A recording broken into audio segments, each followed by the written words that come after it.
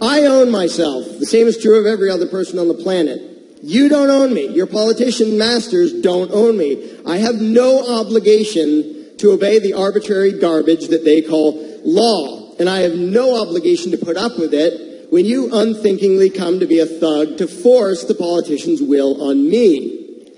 Now, you probably got that badge and joined up, I don't care what level or what agency, thinking that you would be a force for law and order. And for that, I commend you. You thought you were doing the right thing. Turns out you were wrong. You're not the good guy. Your hat, your badge, your title, the law books, they don't make you the good guy. Because morality doesn't change just because politicians scribble something on paper. So Mr. and Mrs. DEA agent, IRS, ATF, CIA, DHS, TSA, the rest of them, you are the bad guys. And the future is going to look back, the people of the future are going to look back now, and they will recognize you as the bad guys. Just as we look back at Nazi Germany and everybody says, how on earth could those people have just followed those orders? The future is going to look back at you, Mr. and Mrs. Federal or State cop, and say, why on earth did they keep doing these things to innocent people just because they were told to? So you have two choices, Mr. and Mrs. Fascist. Either you can think for yourself now, figure out that you're the bad guy, and become the good guy, or until the end of time, history will remember you as a stupid, unthinking, evil thug.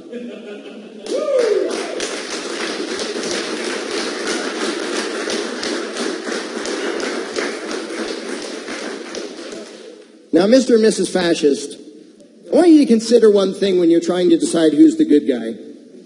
Do you see anybody here having shootouts and blowing stuff up, raiding people with their SWAT gear?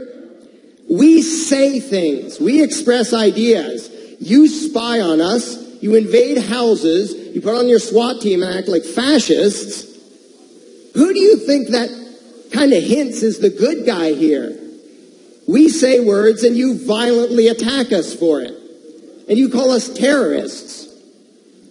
Who do you actually think is the good guy? At what point are you going to think outside the box enough to realize that your profession can be described as initiating violence against innocent people because politicians told you to? You are not law enforcers. You are politician mercenaries, and that's all.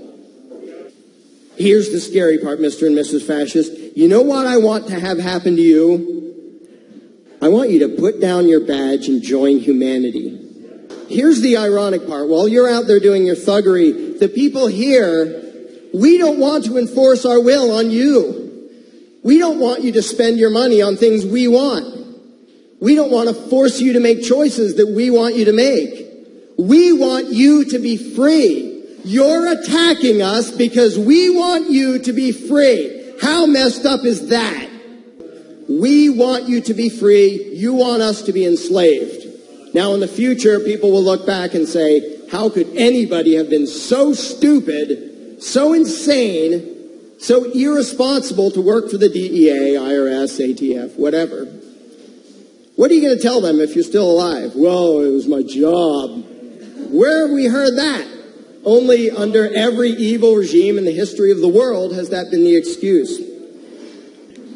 What government does is start fights. What people here want is peaceful coexistence. Is that why you have to fear us and hate us and spy on us? Because we want peaceful coexistence? Look at yourself in the mirror. Can you really tell yourself that you're the good guy?